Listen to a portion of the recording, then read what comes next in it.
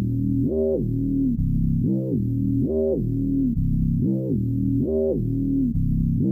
some candy? I have come here to chew bubblegum and kick ass. And I'm all out of bubblegum. Well, hello, Mr. Fancy Pants. I hear you looking for candy, man, bitch. Give me some sugar, baby.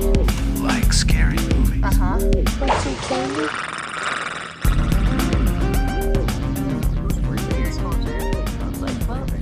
He said to find some shit for you. So here you go. Jack off, Joe. And you did. Great man. And you did. Mm-hmm. Oh, there you go. You guys want to get into it? Yes. What's up, you little monster motherfuckers? Welcome back to another episode of Monster Candy Podcast. And tonight we're going to be talking about Andrew Bowser's 2023 fantasy horror comedy, supernatural. There's a lot of shit going on, but we're going to be talking about Onyx the Fortuitous and the Talisman of Souls. But before we do, it's time to talk about some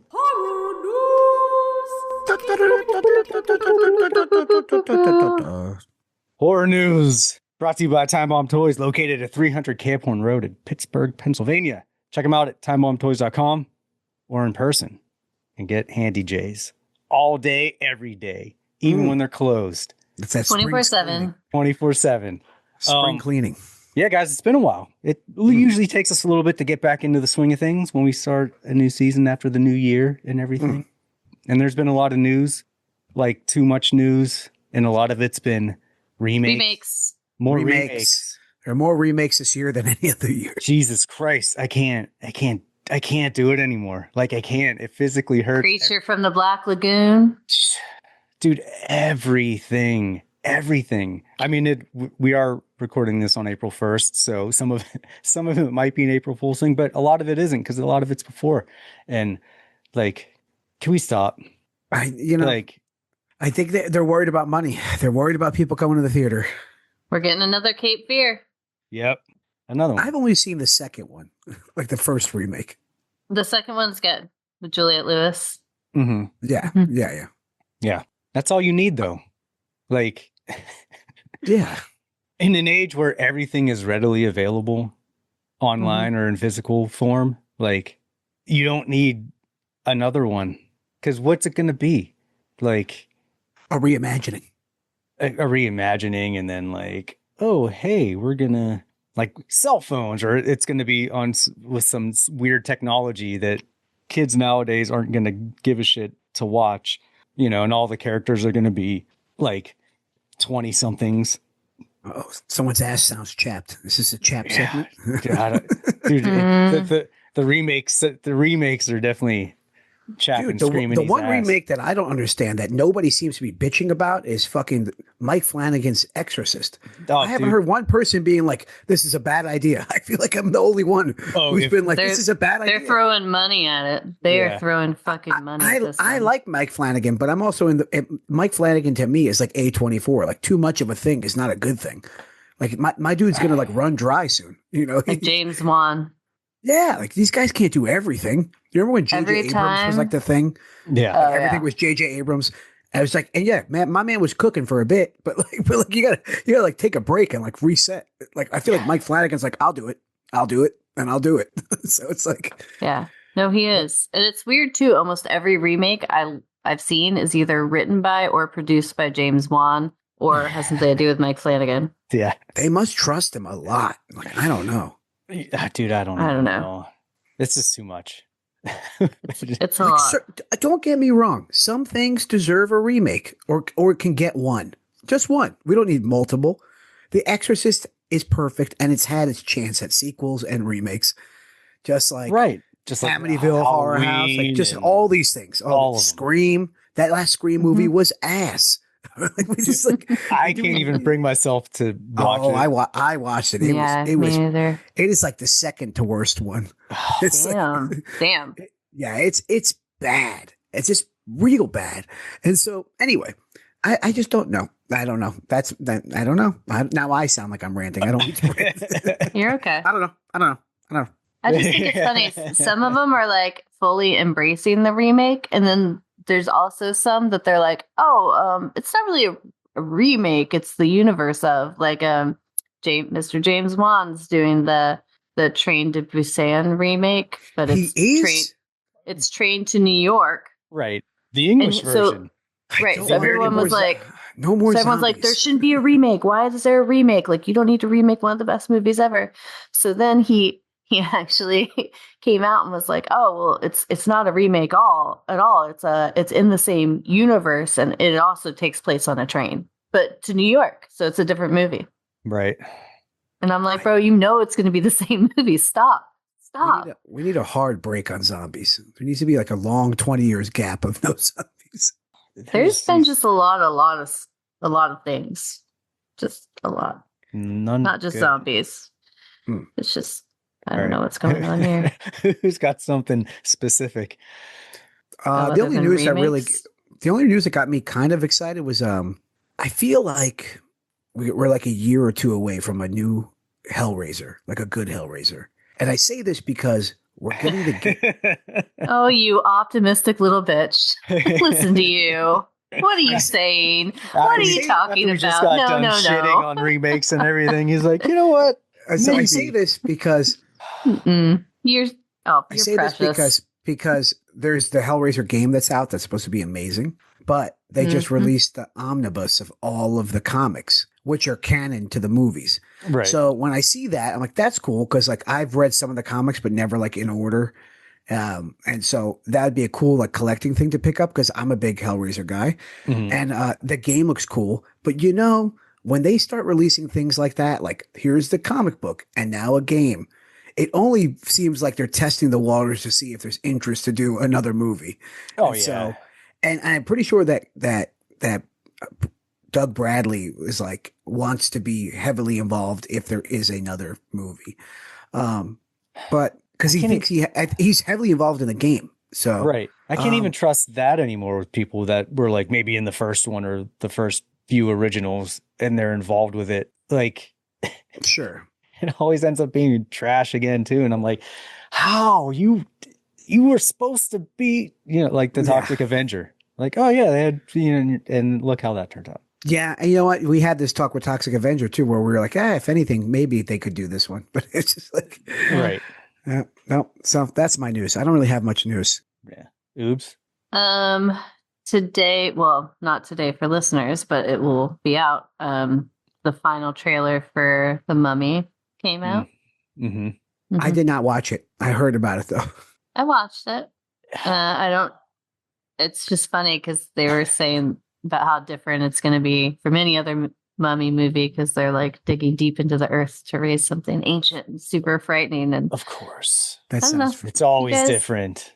You guys should watch it. It looks like it might be okay. This is the Lee Cronin one, right? Yeah, it doesn't look frightening, so we'll see about that. It just looks like fucking major movie. Yeah, it looks like The Nun or any movie like that. It's not even, to me, it's not even feeling scary. I don't know. Maybe I'm just jaded. But is Brendan Fraser in this one?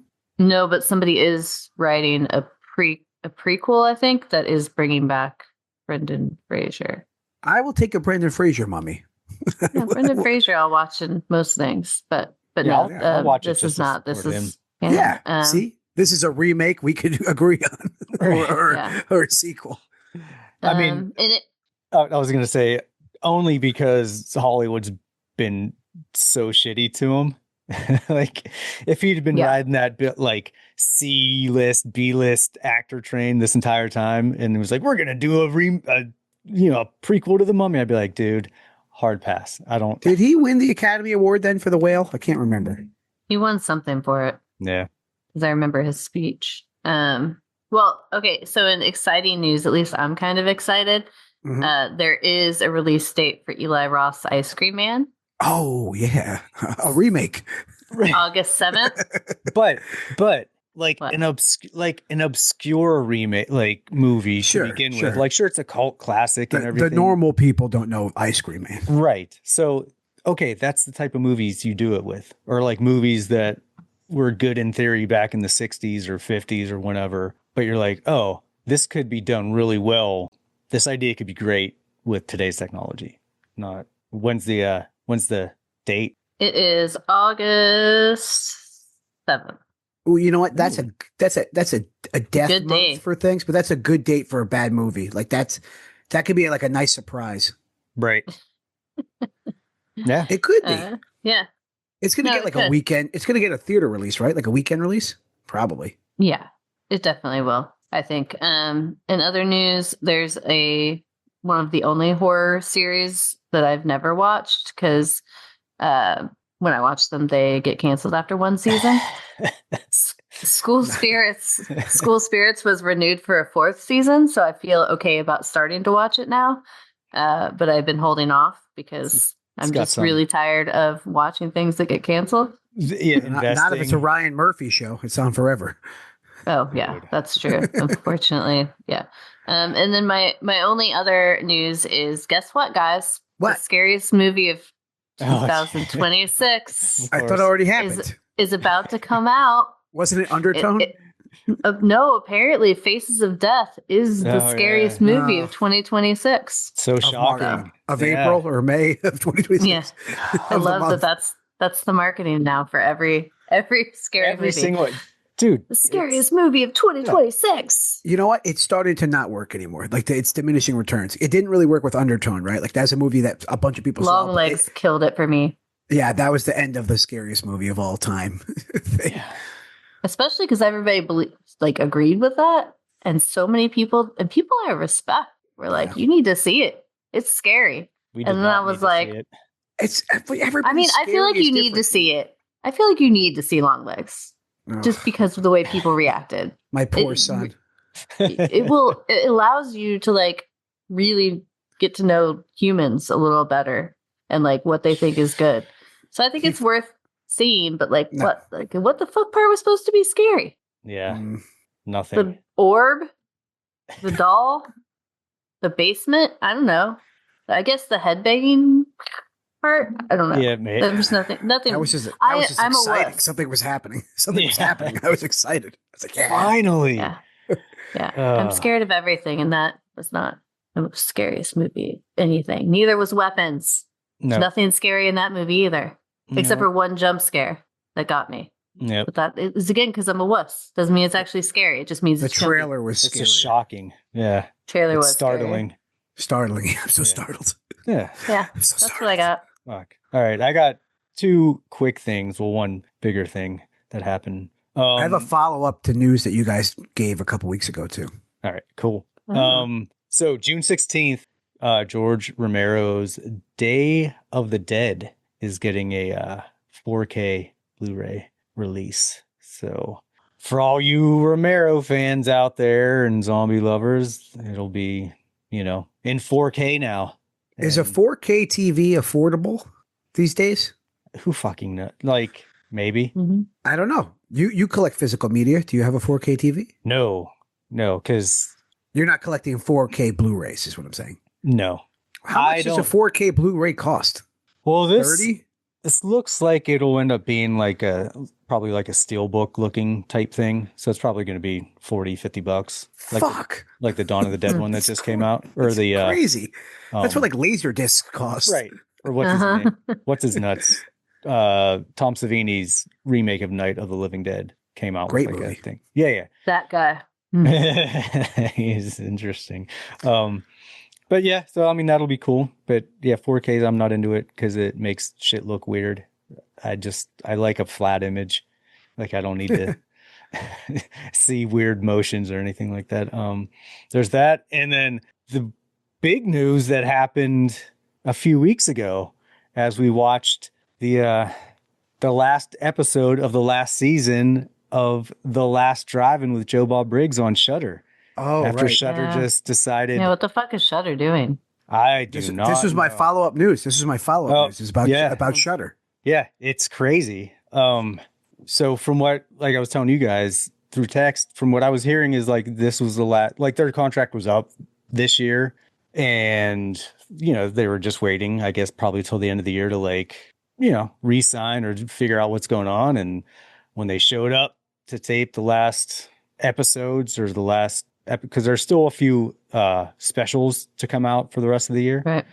But they were just like, Shudder told them like, hey, so we're not renewing the contracts. Like, this is the last season. Because they have no money at Shudder. That's probably why. But I mean, it's AMC and so it came down from AMC because Shudder really did Shudder's getting shit on because they're kind of like the middleman because it all comes from AMC, but they were just like, didn't tell them what, like no reason really why. I'm sure they can't, even if there is a reason, they can't talk about it because they still have some specials to come out. So it's got to be money because it's a niche product to begin with. And they had to have signed a non-disparage. Right. Like when you enter contracts like that, you usually have to sign like non-competes, like non-disparage. Yeah. So they can't who knows what they did sign for it. Right. But it's just crazy because that's the biggest draw to I mean, I still have Shudder. It still has some good stuff. I love all their original content, which I'm sure they'll stop making. Dude, I don't know because I canceled my membership. Or I don't know, but I don't know if they make it, but like I love like their like they do the In Search of Darknesses. Like I love their top scariest movies of all time. Like they do those like AMC style kind of documentaries. I haven't started it yet, but the 1,000 Women of Horror. Right. Like that looked like a cool documentary. Like the Boulet brothers, I'm a big fan of. Well, yeah, that too. But yeah, it's weird and they redid the whole app, which is way. That was my follow-up news. You guys didn't like it, but I just recently went on Shudder for the first time in like weeks. I have not probably since the Joe Bob episode. Right. So I hadn't seen the new app. And I was like, you know what? They just made it look like Netflix. It's just right. It looks exactly like that. It might be a little more visually friendly if you've never been on the app before. Right. But for all of us using it for like 8 years, we kind of knew how it worked anyway. Right. It might be easier to use now, and it looks just more like everything else, right? It just looks like every other app. Right. Yeah. It's harder to find stuff for me though. It is. Is it though? I have not used it. I just seen it. Like I basically went on like one page and was like, there's what I want to watch. So like it was like not really like I didn't go poking around, but I thought it visually was appealing. Like it looks like I mean it just looks like everything else. But yeah. So the night of the show and it was like totally different looking. I'm like, what the fuck is going on? Is that the night that they changed it? Yeah. Mm-hmm. And it was like the audio and the video were lagging. We're off for a little bit. Like everything was like a bunch of people's shit went down. Like it was it was a mess. But so it updating made my TV like brought the like if you're blind or whatever, it has the audio thing. Like if you press fast forward, it's like fast forwarding 10 seconds. Oh, it started talking. Pause 23:04. No, like audio descriptive. Yeah. So don't like that. I was like, nope. What the fuck is going on? Like I was going through my TV settings, like turning things off and on. It was still working. I got it like figured out because I thought it was just the app doing it. I'm like, okay, this is terrible. And then, I spent the next couple of days like troubleshooting and finally got it to turn, like it turned something on in my TV settings that was the audio descriptive. Yeah. And I'm like, I had to go through but by itself? Yeah. Like 7 different portals. Like, nothing else. No other apps on my TV did it. Tubi, fucking Pluto, like nothing. Only Shudder. So I had to go through like 7 different things to get to the one thing and then turn it off and on and back off. It was just like a nightmare. So I'm curious to like find out what their reasoning is and what they have planned for the app to like to get rid of their biggest draw, of Shudder's biggest draw, and then to not give them a reason to redo the whole app. You know what I mean? It's like, is it just going to get sucked into AMC Plus and then it's just going to be like a subsection of it? Or like did they redo it so that it could be integrated back into something? Right, because none of it makes sense. Right. So weird. Yeah, a lot of people are not happy. But we'll see. I mean, hopefully, and from what I hear, like, Joe Bob and Darcy. Like they got offers from a lot of places to come over to them, to those platforms. I So mean, we'll where could see. they have got? Where could they go? What's the other one? Screenbox or something? Well, yeah, that. But I mean, I guess Tubi does stuff too. Like there's things. Tubi, yeah, Pluto. Yeah, that could do it. I'm just like, I don't want to have to pay for another fucking app. Like, Nope. you know, if Yeah. it's free, awesome. But if it's not, I'm like, dude, I just can't do it. It's just cable. We're already back at cable. Right. Back where we started. Yeah. It's more Yes. money than cable. It's more. It's such a weird thing is you had this like very specific, this is the horror app. And you go on there. I mean, other things have horror movies and stuff, but this is one that had like original TV shows and just original content movies. And then they were like, you know what? Nah, we're going to force the biggest draw out somewhere. So people are going to have to decide. And so I don't know, but that's all the news. I still think the app will live just because of Halloween season. Like people will still just grab it. And I mean, yeah, as long as it stays at $7 or $8 like a month. Yeah. Like that's still real cheap. So, yeah. But who fucking knows? You know, like I'm not It's getting true. AMC Plus. So if it gets sucked in there, I'm like, nah, sorry guys. But that's all I got. Anything else? Nope. Nope. All right. Well, that's been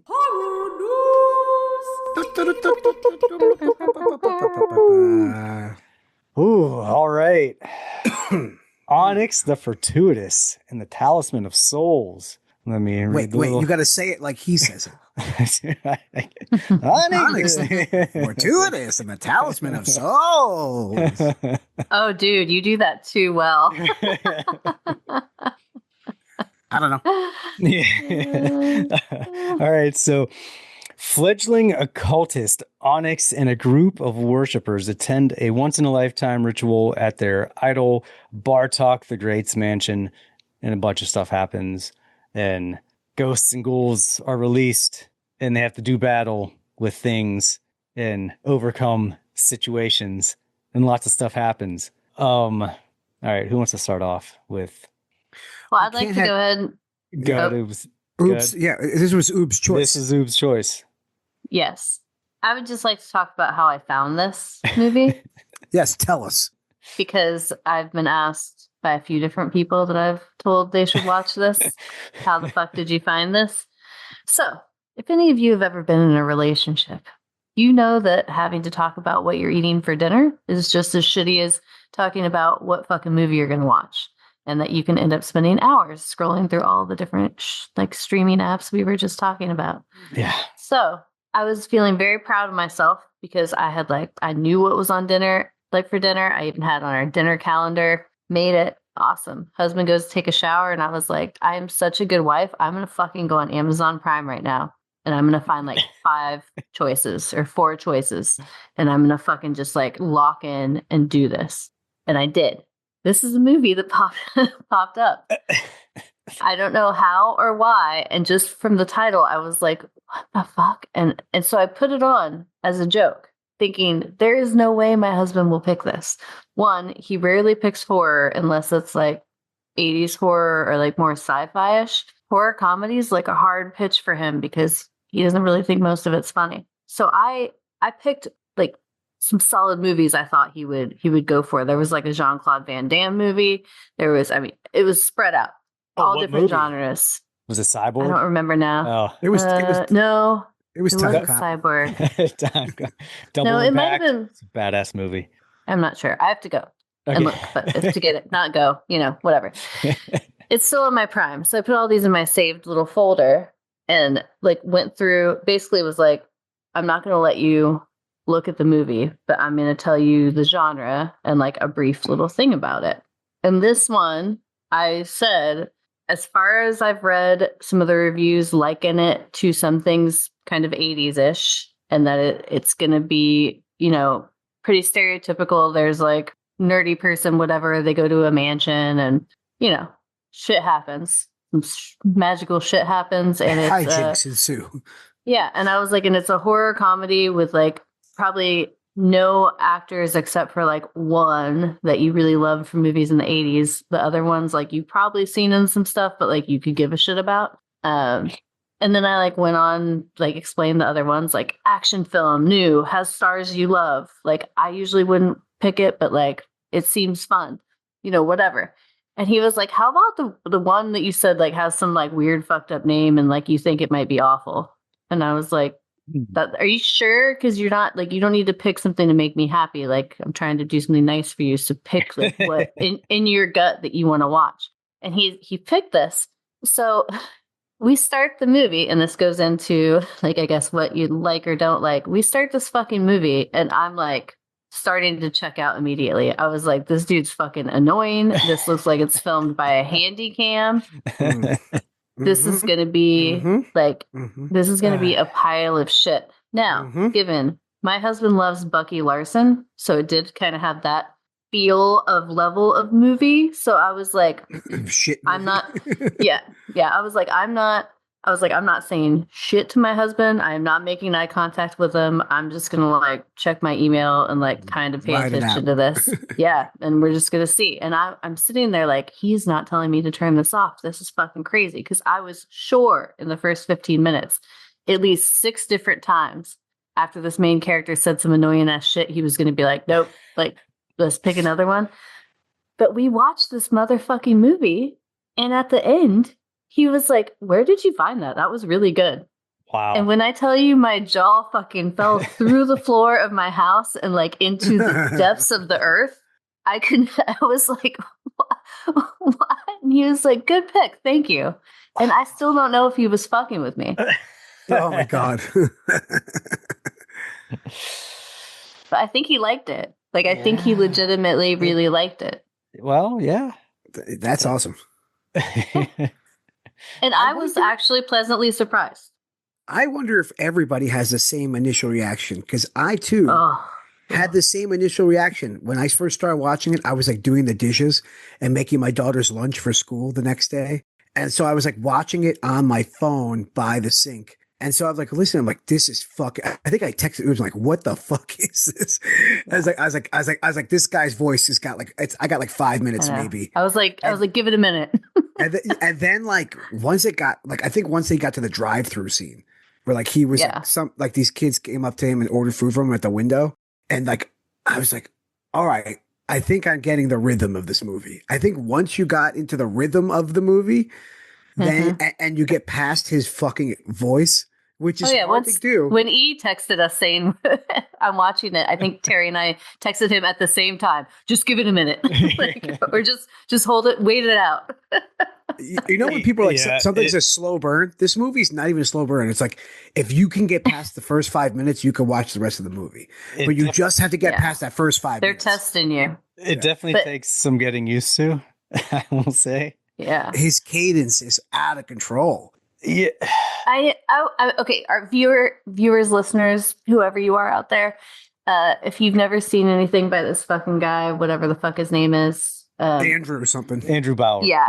Bowser. Yeah, Andrew Bauer. This character, like in it, like if any of you guys were kind of, like, I don't know, in my age, they called them like the Heshers or the Stoners or like the punk kids or the rocker kids. If you were like in any of these kind of subgenres, there was always like the thespian types that kind of like would maybe try to hang out with those groups every once in a while. And there was always like at least in my experience, like I can see him now still. There was like the one guy who, hung out watching like Pulp Fiction movies at lunch and was really into like theater, and he too had a lunchbox that he kept lots of things in, but he like would create these characters and he was always quoting Monty Python and shit like that, and like had dumb fucking voices for all of his characters, like fedoras and ties with t-shirts. Yeah, it's this fucking guy. Armbands from Hot Topic, like the Hardy Boys. Yeah. Yeah. like very, very nerdy theater kid on the spectrum who loves like D&D and stuff. Was also into Hot Topic somehow. Like it's just like kind of just like a poser in all fields, but not really even a poser. Just like somebody everybody would think is a poser, just like this person's just like a tryhard.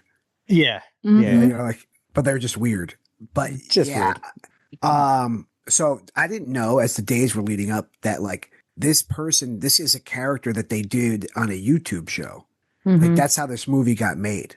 Yeah. So like Makes sense. so like he does this on YouTube, got hired by the Nerdist and was like on the Nerdist YouTube channel. Mm-hmm. And I guess this is a character that people like. Like it's like, dude, great example. It's like his Jim Varney's Ernest, right? Like so Jim Varney, who played Ernest, did multiple characters. It's just like, you know, Paul Rubens did Right, Pee-wee right. and multiple characters. Andrew This Dice is like Clay. right. This is like one of his characters that's like his big character.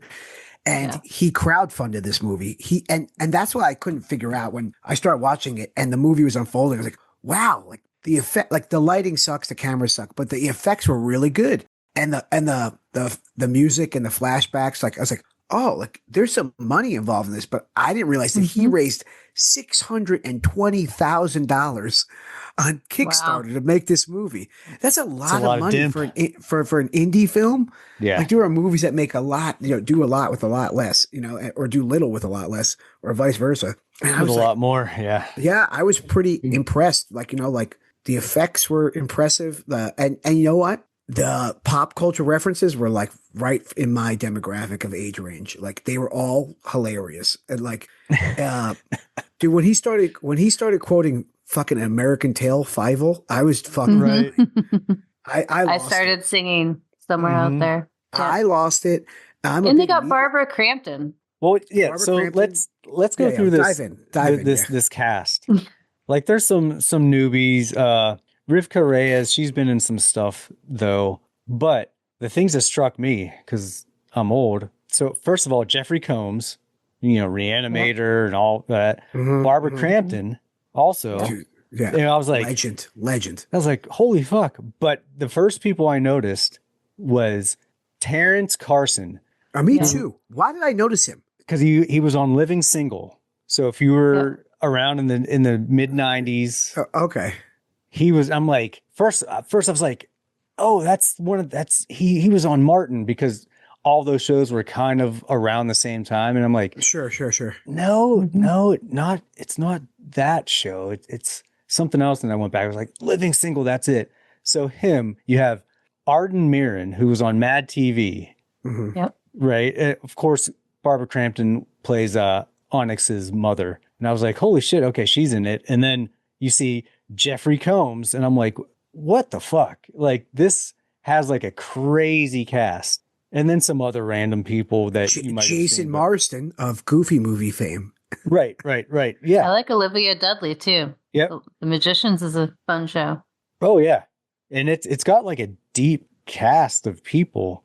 Yeah, for me, it took a minute to get into it just because of the character. It took me a minute to get into it. It's a long minute. See, here's the thing. And this goes to like what I liked about it. I liked the cast. Like I thought all the actors did really well. They worked well together too. Right.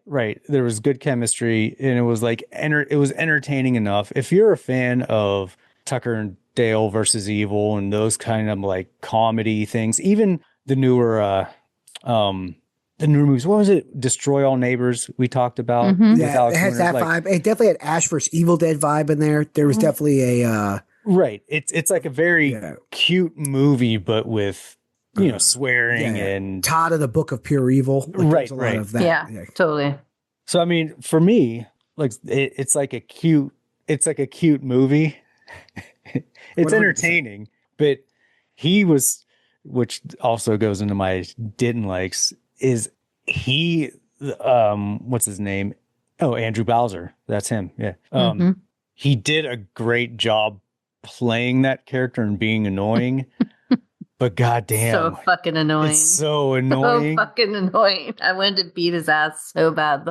It was like, and I get what he was doing with it, but like if he could have toned it down just a little bit, I would have believed it down more. A little bit. It makes it incredibly a real person, incredibly more endearing. Like right. Like it is like endearing. That's true. To an extent. Like it is like he is a likable character. If he, with the budget that they had in the movie they made, if he had turned it down just a little bit, I could see this movie being way more known and popular than it is. Well, I think it would have been funnier too. Like it was entertaining. There's some funny stuff, but it would have like he stuck out. That character stuck out so much. I mean, he is the movie though. Like without him, there's no movie, right? Like but there's good parts. So just like Ernest or Pee Wee, like, they have to be in the movie to be there. For the people watching this, you heard the little synopsis, but basically, you know, it's like a cult ritual, and Jeffrey Combs plays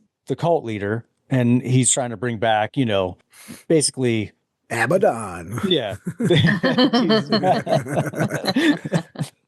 Like evil incarnate. Yeah, you know, and like trying to bring evil upon the earth as all cultists. Yeah, Bartok, he was like a TV horror dude, right? Right. Like he was and then he wrote a book. Yeah. Right. Yeah, exactly. It's very much, you know, he's like an Elvira character, Anton LaVey. You know, that whole thing. And it's almost kind of like a House on Haunted Hill thing where certain people get these letters because they're all going to commit or possibly have to commit suicide or give themselves to the supreme Abaddon, the supreme leader of all evil. And it's all taken in this haunted house, or this house that, you know, corridors, and it's like it's like a haunted house movie type deal. And of course, lots of puppets, and you know, the guests who are all into it at first start to realize, like, okay, everything's not as it seems, and like fucking Bartok isn't. He's not on the level. Like, he's not telling us something, and basically he's using them to bring summon back this creature. Right, summon the creature, and he's selling them this whole thing. Oh, it's a tale as old as time. Yeah, 72 virgins. Just do this, whatever. And you're like, oh, sweet deal, like awesome. But really, oh yeah, you might get that, but you're going to be stuck in limbo or fucking hell forever, and you know, sure, you're not going to enjoy yourself.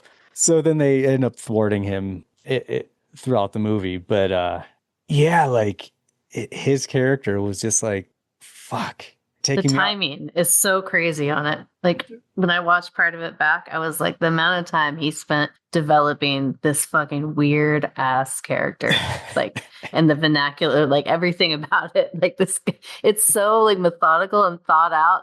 Right. Like he spent so much time to be that fucking annoying. It's crazy. But that cadence when he starts doing the loud cadence where the run-on sentence where he gets really high and then does this and then like that is from something else, and I don't know what it is, but that's what the whole character is based around. Right. And like the reason why the movie works is because he goes 100% in, right, and they go 100% in on the joke. There's that meatloaf joke early on in the movie, and then so good. A lot of recalling, which so much recalling, and they're recalling of like niche, nuanced jokes. So like very specific recalling, and like, you know, really going there. And I not to get into something that I didn't like beyond like some of his annoyances, but I thought that because we go so deep into these tangents of jokes. Mm-hmm. And like these real long scenes of talking, because of the way the character is, it just creates like a longer movie, right? Like, so, right.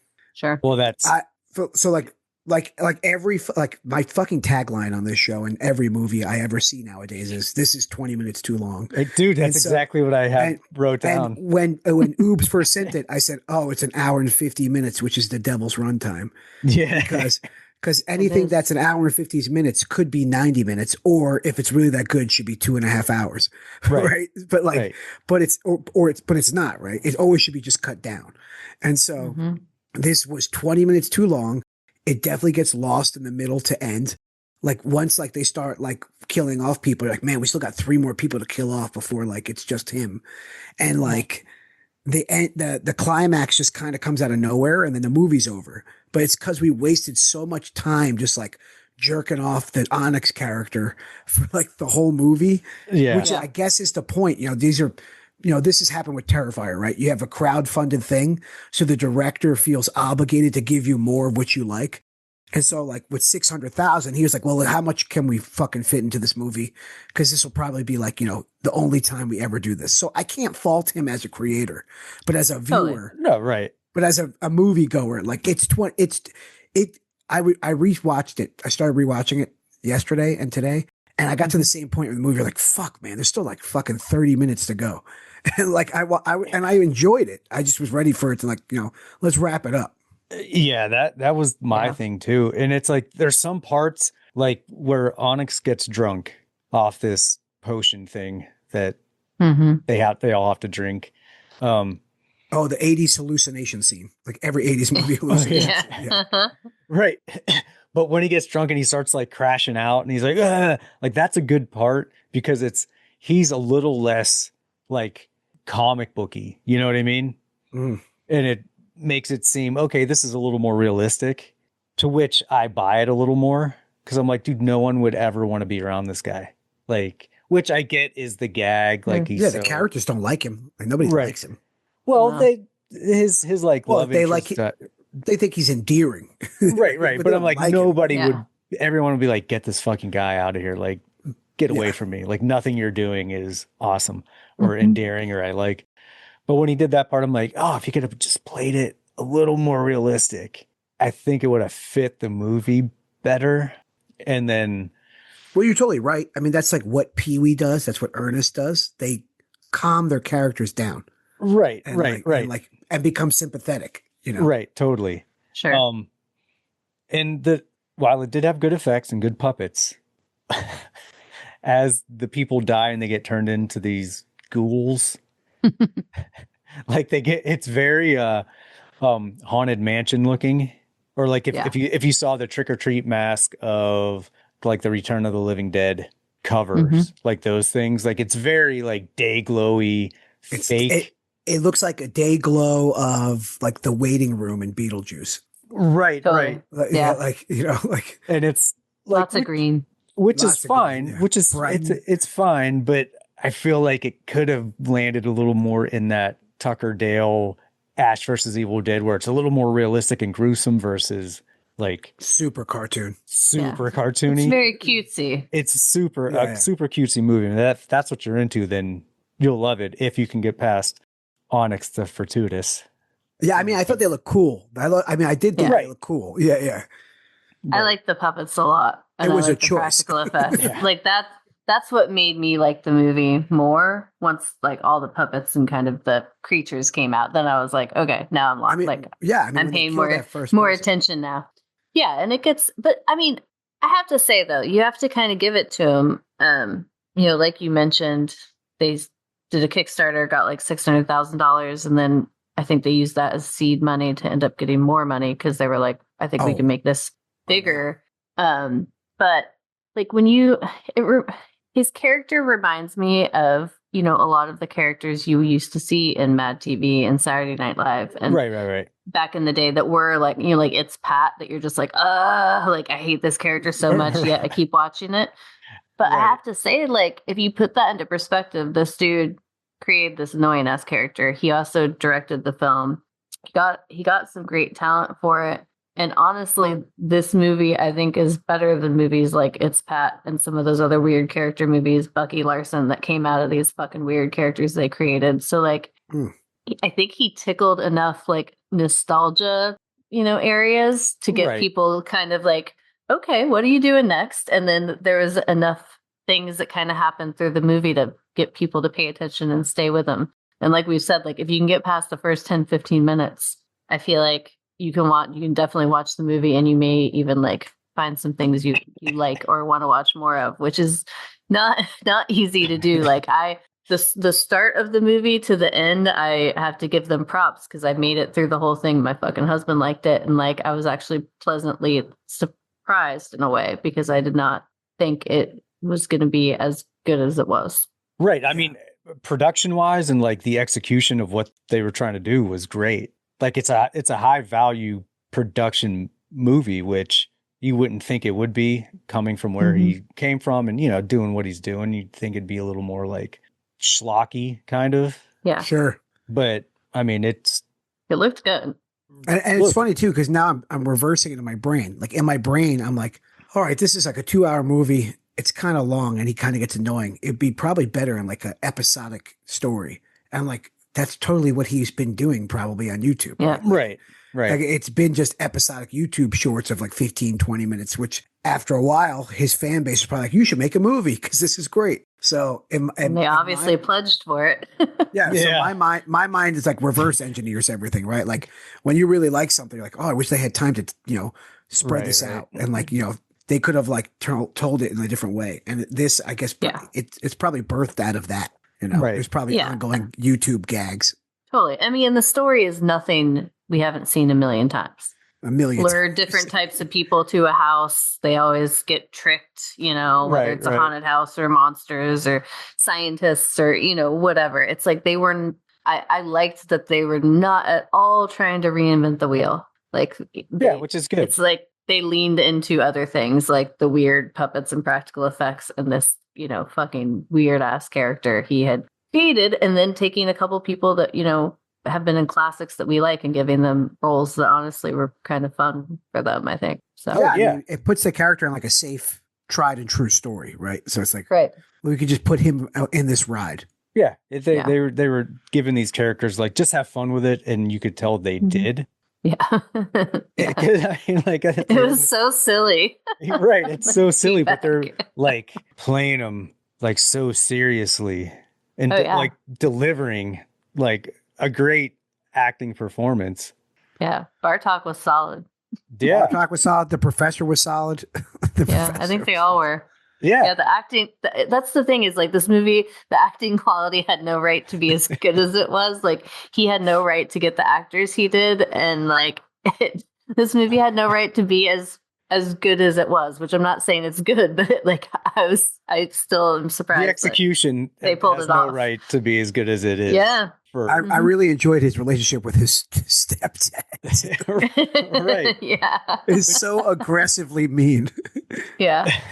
And they just looking back on that part, it's more enjoyable. When it was first happening, I was like, fuck this movie. Like, yeah. But it's really over the top. You're right. But it's like, you're not my dad, but like, it's just totally just ridiculous. Like, but it's also like, it works. And it's like those good comedies, like, what was the fucking Andy Samberg movie where he played the fucking Daredevil? Daredevil.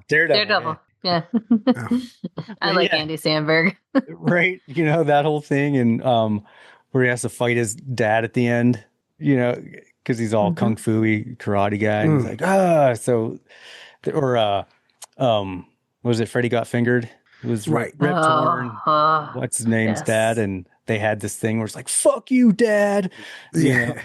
Which is always a hilarious dynamic. Yeah. Anything like that. In a comedy, it's like misery job. Like you hate your job. Scene. Right. He wanted the name tag. So he just had to pick out a different name tag, and he picked out like something that was like so ridiculous. Oh yeah. What was that fucking name tag? What is his name? Like it was like Ass Blaster or something ridiculous. No, was it Pussy something? Oh, yeah, like Pussy Magician or something ridiculous. Because the bully said something like, "Yeah, you're pussy fart" or something. Was it a pussy fart? Maybe. Let's see. I thought I wrote it. I thought I wrote it down. Marquet Dickberry. Yeah. Something ridiculous. Yeah, but so yeah, I mean it's. I mean, I'll say this. I've recommended this movie since watching it to a lot of people, and a couple people are like, oh, I've seen it like pass by on Amazon, or like I've heard of it.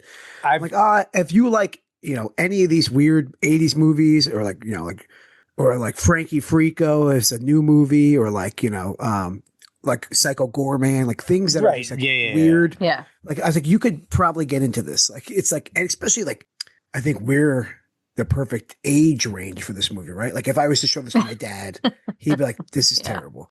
Even though he might think it'd be funny. But like there's two specific like jokes, right? Like the Meatloaf one was that'll hit with everybody because they did so full makeup. Right. They did like half the song. They did. No, it was so good. Did it well. And I was like, okay, like I can I can get down with this. That's where they spent a cold $100,000 right there. Yeah, right. Yeah, probably. For licensing rights alone. It's an acquired taste for sure. If you like cute movies, you'll definitely be into it. Jim Steinman's I would do anything for love, but I won't do that. Oh my God. Yeah. I don't know. I don't know. I don't know. Yeah, it's one of those movies where it's like the things you like can also be like things you didn't like. Like they run into some of the things you didn't like about it, which is where like I'm falling. It's like, oh, that stuff's cool, but also that was too much. Or that there is some generation, probably in their early 20s or late teens, who are fans of this guy on YouTube or just found this movie. Right. And this will become their friend group's like cult favorite movie. Oh, yeah. Oh, yeah. Like this has that vibe of like, this is somebody's favorite movie, right? Like this is like, totally. Because if like you can enjoy 100%. it like on like a side quest the way we do, somebody out there is like, this is theirs, right? Like this will be theirs. Right. Yeah. And I think it has enough there to do that. Yeah. Like I said, I mean, it does everything it sets out to do way better than it should. Way better, especially especially if you don't know the character. Like if you're not familiar with it, you didn't see a trailer, and you just go right into it. You really have to like be like, yep. Like the way your husband Oob stuck with it, it would be the opposite effect in my house. We would have been like 1 minute in, like turn this off, right away. Yeah, I was ready. At 5 minutes, I was like about to grab the remote, and I looked at him, and I was like, I feel like he's paying attention, like, and he doesn't look mad, and this is weird. So I was like, right, and probably crept my hand back away from the remote and was like, we'll just see what happens here. There was probably some decent writing too, like something funny was written. Like the writing is not the worst, right? So it's like something had to keep us all watching it. So besides that, we said we'd watch it for the podcast, but yeah, I was wondering if I was going to be able to make it through. I mean, I was going to do it because that's the movie we're doing, but if it was like a normal thing, I was like, dude, I don't know if I could finish this because this guy is just getting on my last fucking nerve. Oh, I 100% would have turned it off if it was me alone and not my husband, and I hadn't roped him into it. He was in the bedroom talking about something, and I was like, I can't. Like, why is he talking like that? Like, for the first 5 minutes, I was like, is the character doing an impression of someone else? And like, they're going to break this soon? Or, is this the actual reality of this movie? Yeah, like, is that how he wants to talk? He's choosing to talk like that. Or is he like, oh, this is how some dude on TV talks that I'm in fact completely obsessed with. Cyber. I'm creating this character. And you're like, yeah. And then like he goes to work and he breaks it, or whatever. Like I was waiting for it to stop, and it just didn't do that. No, because he wore his clothes underneath his work clothes. Like it was just still part of him. Yeah, that's true too. Yeah, like his fedora and his hat and all that. Oh man, it's totally a goggles guy. He's got a goggles. Oh, the steampunk goggles. Yeah, steampunk goggles, a vest, and a t-shirt with a tie, with a fedora. That's definitely like a specific look. Like a very. It isn't even like a fedora. It's like a bowler. Right. I think it's the bowler shaped. Well, that's like another level of bullshit. Like the steampunk, This was in theaters for one night only. Whoa! Oh, a one night only event. I found it here. Well, I definitely heard or saw the name before, because it's definitely a name. Like if you hear it once or see it once, you're like, whoa, that's like a mouthful. Onyx the Fortuitous, yeah. But I had no idea about anything else about the movie or his YouTube shtick thing or anything, but I'm like, yeah, that movie sounds familiar when you told us about it, Oob. So I mean, the second the credits ran, I was like, oh, I'm picking this for the next movie. Just he's definitely like in sheer fucking weirdness. He's definitely in a ska band. I don't know. To me, I was maybe like, third wave, but I figured he looks like a ska guy.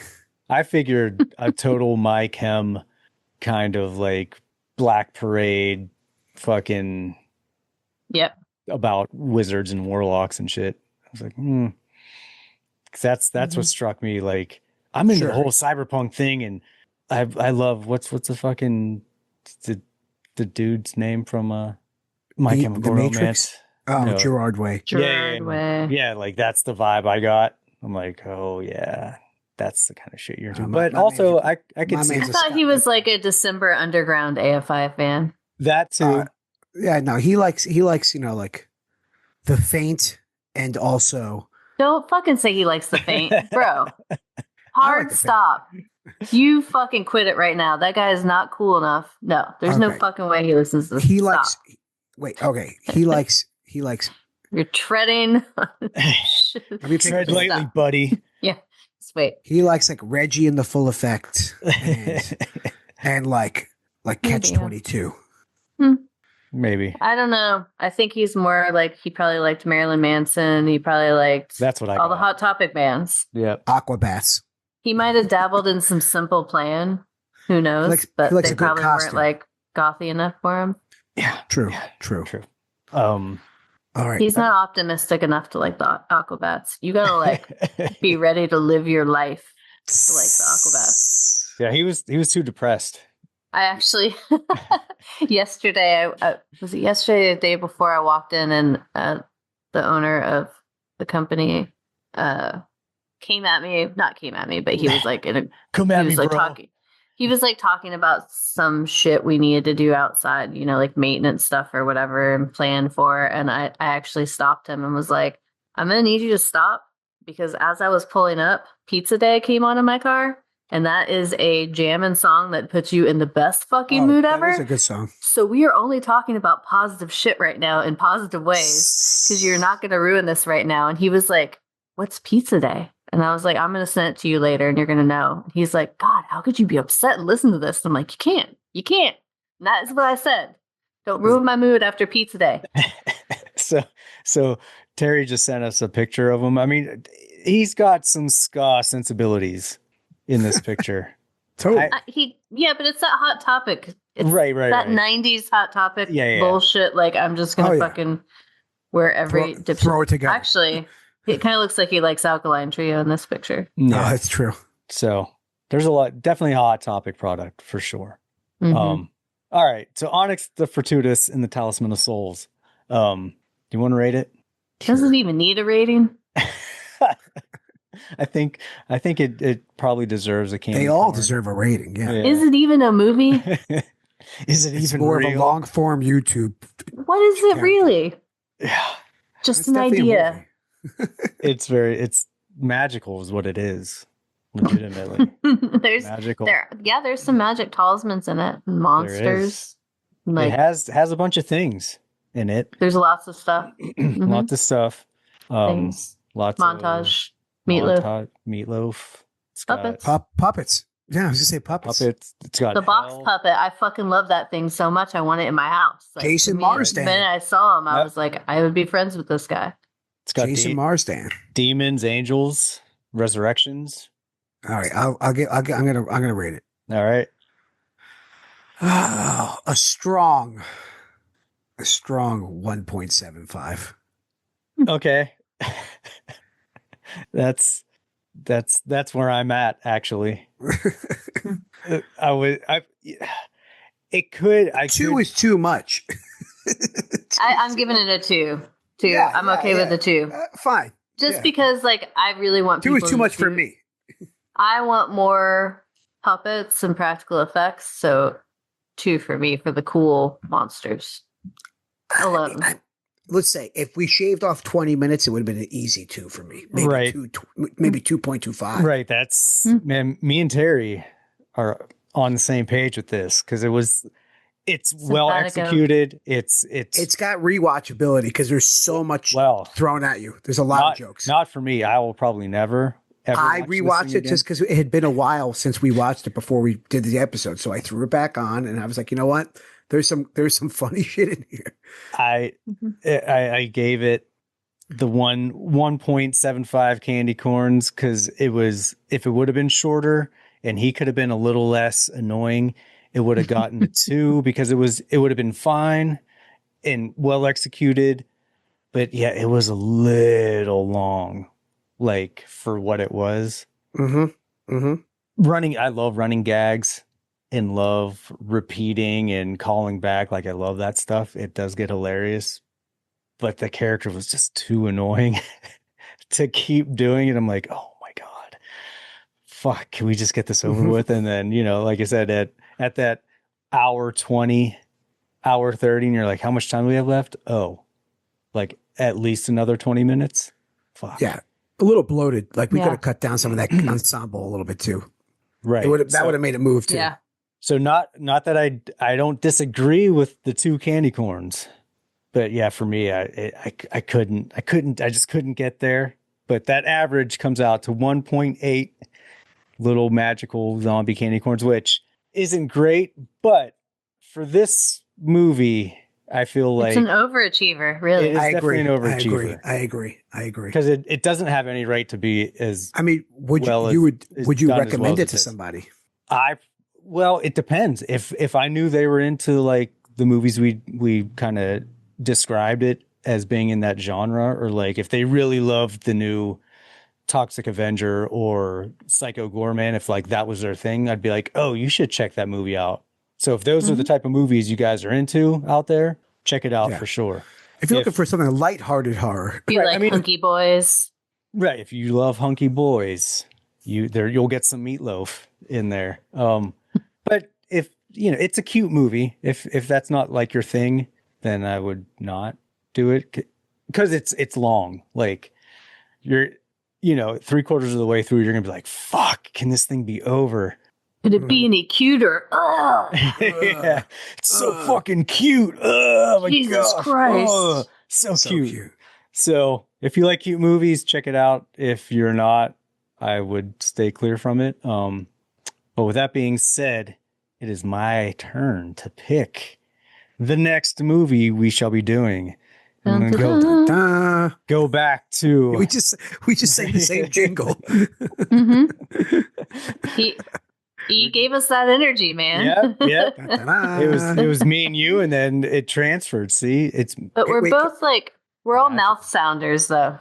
Can you read the next title of the movie in the Onyx the Fortuitous voice? No, I cannot, because then I'll be talking like that for the rest of the night. I'm gonna go back to probably the best year ever invented in history, 1979, and I'm not saying that because that's when I was born. But I am saying that because that's when I was born. To Ridley Scott's Alien. We've talked about other aliens in the prequels and sequels and all kinds of stuff, but we've never talked about this one. And I think it's time to talk about Alien, the OG, and get into xenomorphs and fucking Giegers and all kinds of stress in space. I feel like I'm just gonna be stressed out doing this and like angered by people who I do the podcast with, but maybe not. We'll see. I don't know. We'll see. Only time will tell. We'll see. We'll have to save it for the episode. Time will tell. 1979 Alien. Fucking Sigourney Weaver's bush. We'll discuss. What bush? The bush they took out. Apparently. What? Oh, we'll get in. We'll save it. What a cliffhanger. Is there a Merkin, an alien? I mean, alien Merkin. To be continued, guys. They should give a xenomorph a Merkin. That's what I was thinking. Maybe there was. Who knows? Merkins for all is what we're saying. Merkin. On this podcast. That's your campaign slogan. That's it. So, guys, on behalf of Oubliette Sparks from Tsunami Bomb, Mike Terry from the Jukebox Romantics, and Screamin' E from the Memphis Murdermen, we bid you adieu until next time, to where we'll talk about Alien. And until then, fucking, do whatever the fuck you're gonna do. We don't care. Do whatever. I was gonna do a fortuitous ending, but I had to stop myself. Terry will Or could I? Oh, there it is. That was scary. All right, guys. We'll see you later. Bye.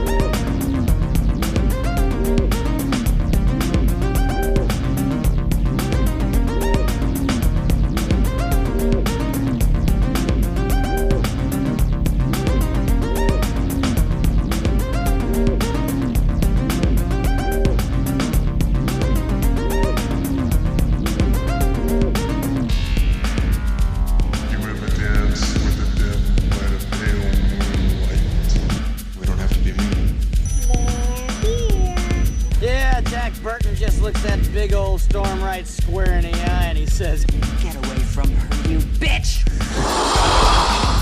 You're gonna need a bigger boat. Your move, creep. Listen to them. Children of the night. What music they make.